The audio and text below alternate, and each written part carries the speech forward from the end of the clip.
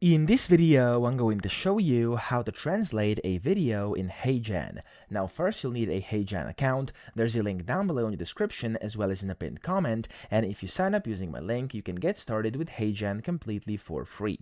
So to translate a video, you want to go to the Translate tab over here on the left, and then from here, as you can see, you have video dubbing, audio dubbing, pronunciation, and then rules as well. Of course, you could go ahead and basically switch between these, whatever you want to do. I'm just going to go to video dubbing here, which will basically be a translation to my video. And here, as you can see, it says drop your video to dub over here. You can browse local files or just drag and drop. I'm just going to drag and drop one of my videos in here. There we go. And as you can see here, it says there's 3 minutes right now. So then you have to go and choose language. You could use precision mode if you have the premium version, and this will allow you for more customization. And then you have to choose your language either in the quick translate or in the advanced, which will allow you to basically find source language as well. So for example, source language here is going to be English. You can add transcription. Again, that's for premium users. And then here you can select your target language as well. So for example, I'm just going to do Spanish right now. There we go.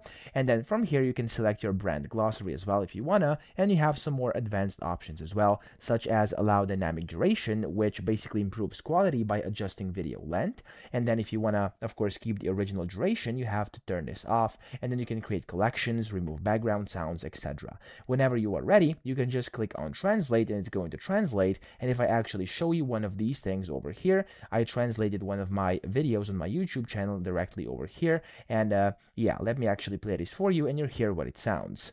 En este video te voy a mostrar cómo hacer trading simulado en Webul para So you get the point. It was me speaking Spanish, which is quite nice, and yeah, it did a very, very good job. So that's essentially how you can do this, and then you can find your translated videos inside the projects over here at the bottom left. You can open this and you'll find them in here.